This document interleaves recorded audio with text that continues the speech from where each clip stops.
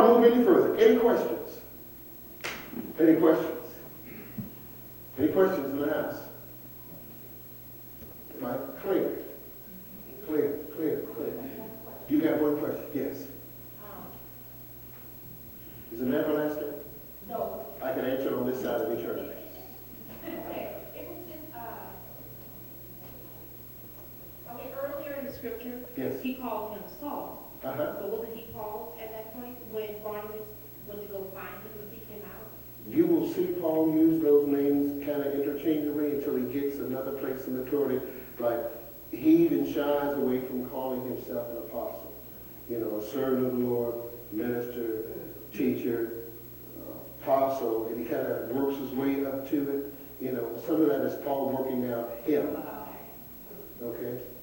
I have some of those stages too, Brother Mark, Pastor Mark.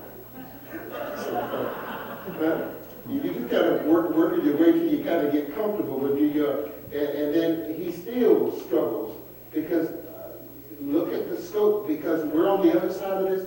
Look at the scope of what was in him and look at everything he's warring, fighting along the way to come to grips with. Really, me? All this? Do a self check. Okay? Is there another question? Yes? My question is, it seems like Jerusalem's kind of getting a bad rap in all of this, which is not bad, but when you still think about the progressiveness of God and how he set all this up, right. What can you speak to as far as the fathers and what their place was, even though they maybe weren't willing to carry the gospel as far as what Christ intended? Exactly. And I don't mean to be giving Jerusalem a bad rap as much as I'm trying to be clear to understand, to help people understand the differences of the administration. What was going on in Jerusalem was foundational to what needed to happen in the church. We could not have moved into the world till that was solidified. It's kind of like we just can't dismiss the Old Testament. We can't dismiss Jerusalem. We can't dismiss the Ten Commandments or the Tabernacle because all that is the foundation. We see God pulling all those two factions together. What we're going to see is just like we do today. It's one thing to hear Paul talk, but when Peter comes around to himself and Peter begins to talk, it's like something else settles in the church because Peter now is co-signing this thing. It takes him a while. So it's personalities involved, and I'm glad that's written. So to help us understand, as much as we're trying to find God, we're finding God through us. Let me try that again. As much as we're all trying to get to a place, we still have to deal with our humanity. So we talked last week in Galatians chapter 2, this little meeting that went on in Jerusalem between Paul and Titus and Peter, James, and John was ugly. Paul said to the point that when I got him by himself, I jab slapped him. I'm sorry. So I got him in his face, is what he said. I got him to his face because he was the one to blame. So the tension was difficult. But along the way when we're trying to find our way, we act out sometimes in not the best way. You know, as much as we talk about how good Paul is, he's about to act up real bad when it comes to John Mark. It's going to get ugly. Right. It's going to, so we all have ugly seasons. Yeah. Thank God who redeems ugliness. He beautifies ugliness with meekness. All right. So God is about to redeem those ugly stages. And Jerusalem, the foundation of peace on which it was built is going to show up again because this order is about blending too. When we get down here a little bit further, Melchizedek comes out of Jerusalem. He comes out of that order. At the same time, he's been hooked up with a priesthood that gives him a whole other level of compassion that Jerusalem does not seem to have right now, but it's coming. We're involved. Okay? Does that help? Okay? Let's keep going because it's going to get juicy. You ready? Oh, we might be already there. How you doing, my buddy? Great. God bless you and Ellie and all those of you that are watching. Glad you're on the line with us. If there's any more questions, you can send them in because we're going to be moving. We're about to warp drive here real fast. All right? So look at this. I'm intrigued by the language. Then the disciples, every man. I wish you could just speak that word over yourself the rest of this year. I've got something to give to the house of Judah. No, I'm not talking about you saying, well, I'm going to hook up to Nationwide World International. I'm talking about where you are planted. All right? It's all right if you got some outside endeavors and you want to sow some seeds here, but you are planted in Judah. I want you to see that I have something for Judah. I have something from Judah. There is something that God has called Judah to do that I am a part of, and they need my contribution. Whatever that is, they need me. They need me. I need them. Anybody in the room? Yeah? Now, notice I said it just starts where you planted. Well, what are some of the endeavors? Because what's happening, and we'll use this phrase, and we'll have to come back next week. What's happening in Antioch is about to become an apostolic hub. Yes. All right? There are things that are going to happen in the apostolic hub Antioch that are not going to happen in some of the local churches. Okay? That's why these churches keep tying into Antioch, because Antioch is going to be sending relief on so many levels to these other churches that are going to be established. But the center or the apostolic hub is going to be Antioch. Is that kind of clear? Okay. I believe we're an apostolic hub, in case you didn't come to that conclusion. All right. I believe that God has called us to send relief to some of these places. All right. So a lot of what we do is to train, to instruct, to teach. Right? Right? And then we release. Release could be, we have committees go, or people tap into us for this or that, or whatever, through you. You're still contributing to the house, even though it's exported outside of these walls. You still have a contribution to it. You say, no, I can't get with that. Well, see, that's because we don't embrace apostolic hub. A lot of what we do is to facilitate things outside of us. So all this that the Antioch church gathered, they determined to send relief to saints that were somewhere else.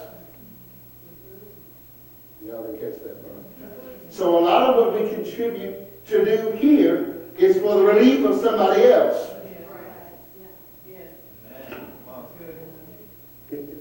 What about what I feel? What about what I get?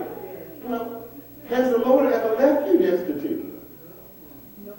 Now, understand, these people are flowing in joy and excitement and peace because they have found their niche, their destiny, and purpose. Isn't that settling to your spirit that you're doing exactly what you're called to do? You say, well, what about me? Anybody short in the room? Are you short of peace? Are you short of glory? Are you short of joy? Has not the Lord spoken to you again and again and keeps doing it, keeps it, and for sure shows out all the time? So, are you really saying that there is no earthly benefits to you laying down your life for everybody else? You don't see enough residual coming back every time you lay down your life for somebody else. Well, that's the question. Somebody need to answer the question. No, I don't see it. They're killing me daily and I ain't got enough. Well, how much is your health worth? How much is your joy worth? How much is your peace? How much is some of those ridiculous, outrageous, I can't put a finger on the stuff he's done for me. When I add it all up, I'm on the shoulder side. I just have to take my mouth off of some of this stuff when I start thinking, you done this, that, and stuff I didn't ask for, stuff you was working hard. I mean, when I add it all up, I can't outdo it.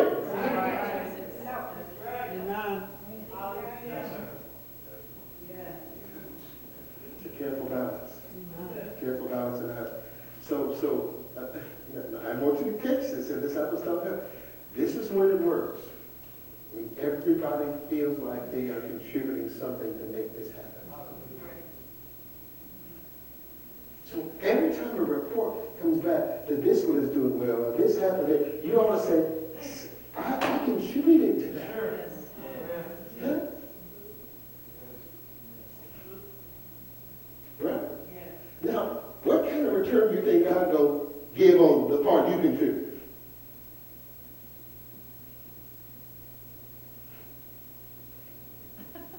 Okay? See? Is that okay? Let me give you a scripture example. Down there in Ziklag, some of the men were just so worn out, they just couldn't go out to fight.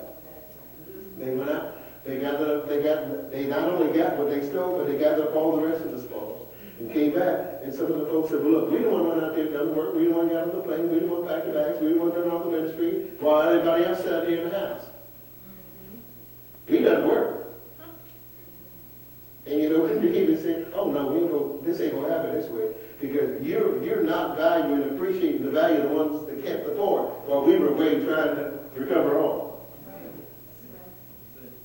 So they got the same portion. And that didn't settle them good yet.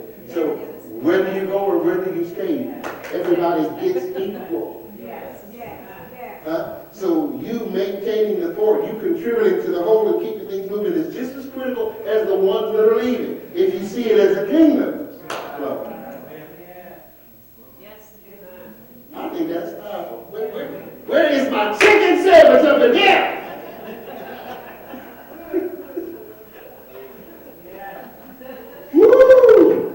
All right. Every man according to his ability determined to similarly. They all saw themselves functioning, contributing, ministering to the need of the vision. Right? And they determined to send, see the word there? What? They determined to send relief. Now, this is what they did. Let's break these words down because I think they're very interesting. How we doing? Time-wise, we okay? All right. So the first word that stood out to me in this whole chapter was, the word cleave. They acted as if they were fellow citizens, natives of the same town. Can you imagine the camaraderie you feel with people in your neighborhood growing up, if you really got to know them? Right? Pull that concept into the church and say, we're fellow citizens. We share a very close culture. Right? Yeah. The house of Judah has developed a unique culture. And the more you cleave, the more you embrace the culture. You mean clones? I didn't say clones, I said culture. Right? On my street alone, I knew just about all my neighbors. And I knew the uniqueness of that household. But we also knew the culture. Right? I go down that street and say, for instance, Big Boy, everybody know what I'm talking about. I say White Castle? Oh, absolutely. Right? If I said fried fish, before they say spaghetti, they say macaroni and cheese. That's the culture.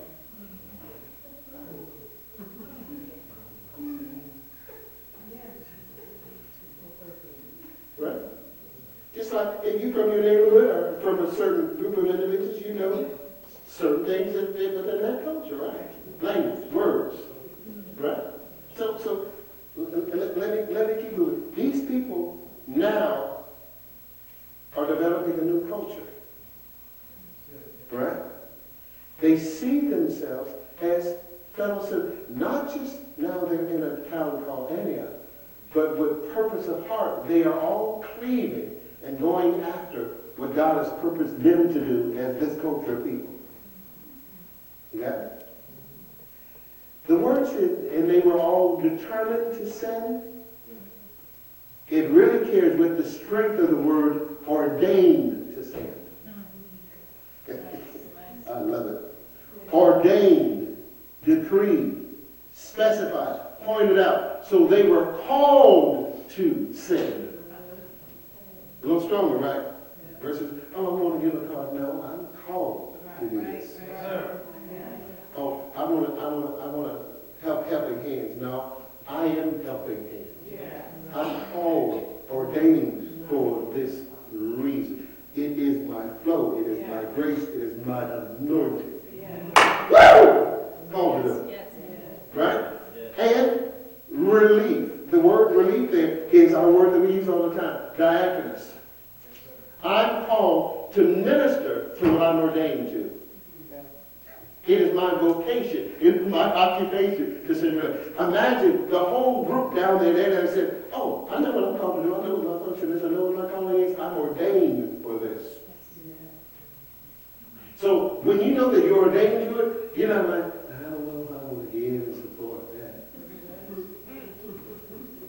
Well, you ever get a place, you ever tell God, I ain't gonna never do what you told me to do. You ever been there for that? I know you're gonna do it, but I ain't gonna do it. Huh? I ain't gonna do it. Kind of like Jeremiah said, I ain't never gonna prophesy and talk in his name again. Nobody in the room got that religion and said, you know, never. Never hear another song come out of these lips. Never. Never. Well, Jeremiah tried. And then don't have any evidence. I'm in jail for this word. I'm incarcerated because of this thing.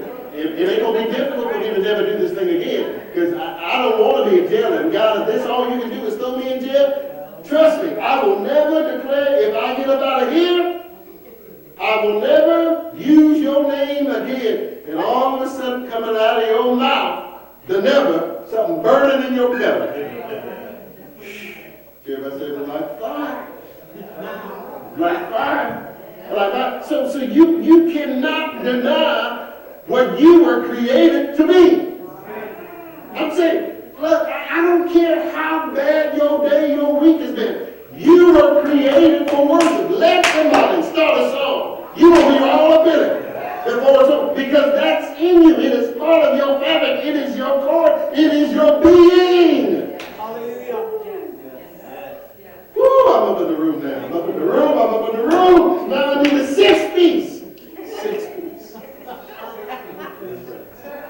What are you talking about? I'm talking about these people coming into agreement with their purpose. And when you do it, it's not a fight.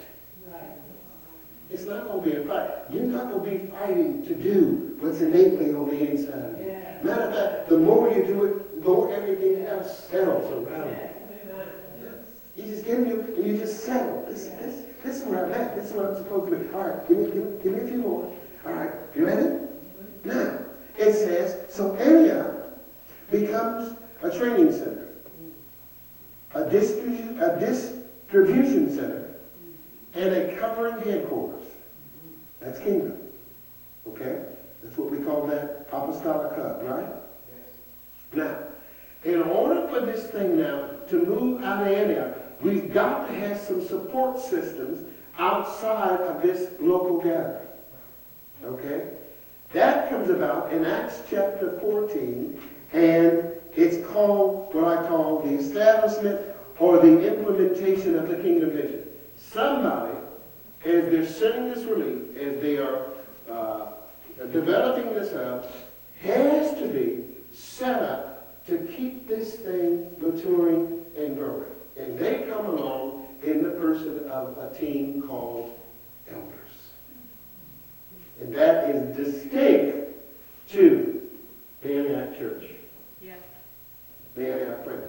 That is distinct to what I call Paul's administration. I'm going to close this stuff up in just a few moments, okay? Now, why are you, Acts 14 and verse 23.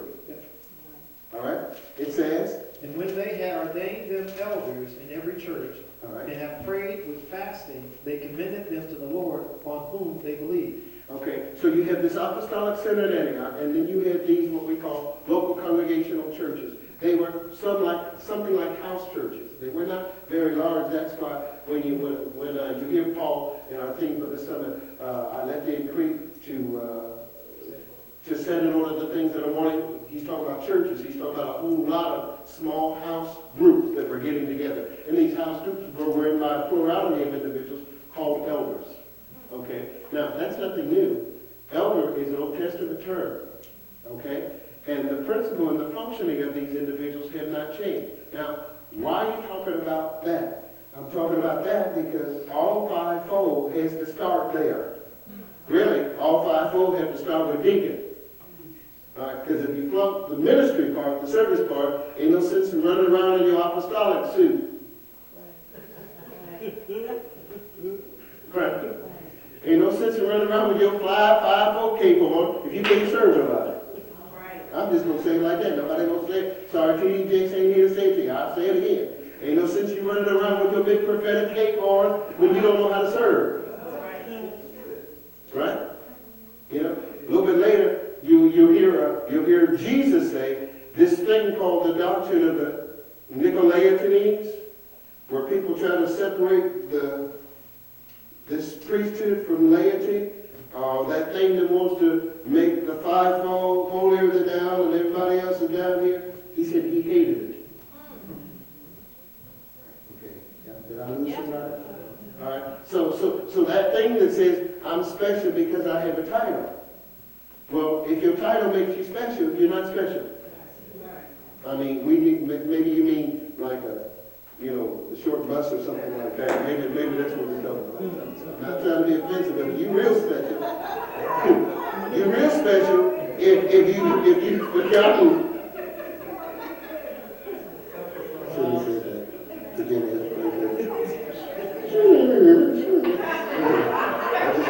Just back at the table. What do you mean special?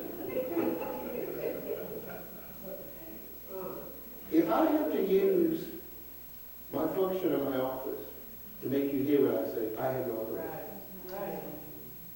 If the character of my life and integrity don't speak volumes about the word of the Lord coming out of my mouth, then I flunk that class. Okay?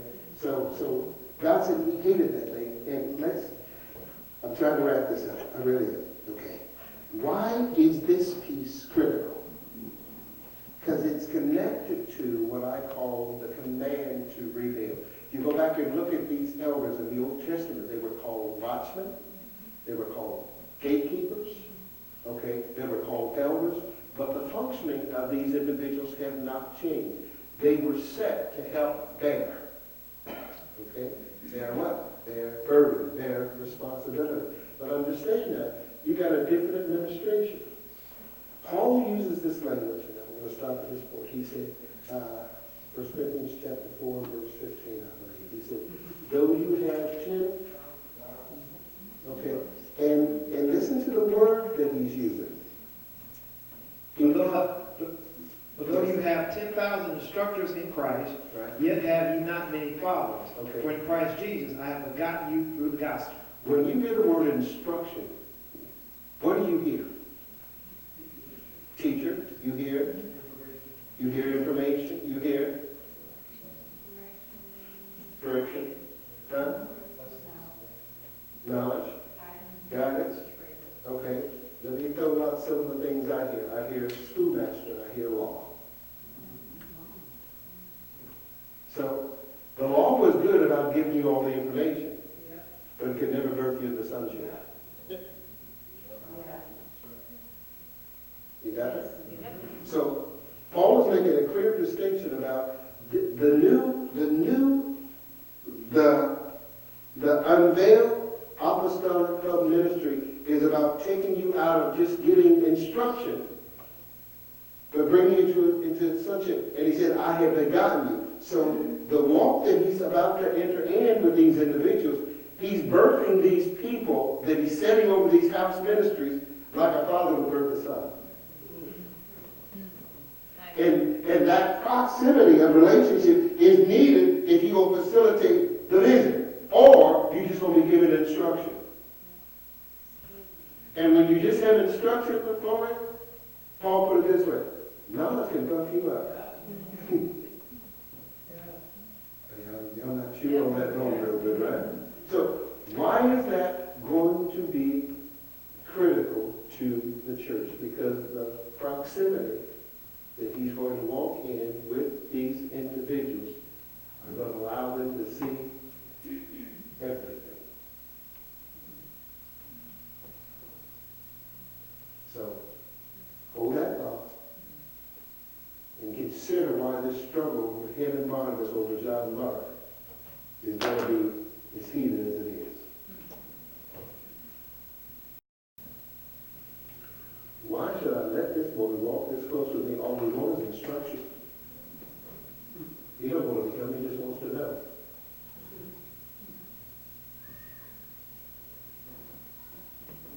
Huh?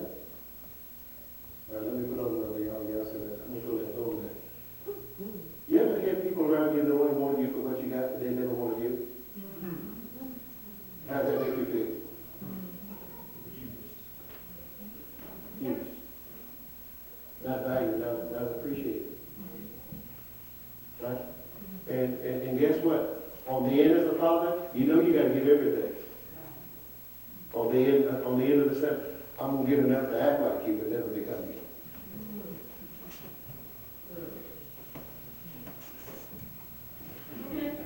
Did y'all believe me? Write this word down. I heard this last week. Presumed proximity.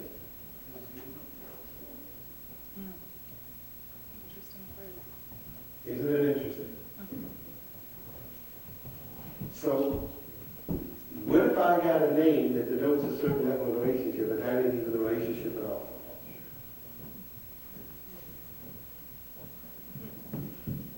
You want something to go chase after? Look at the difference between Elisha and the sons of the prophet. They had a name that suggested a presumed proximity, but we're not walking with him at all. Woo!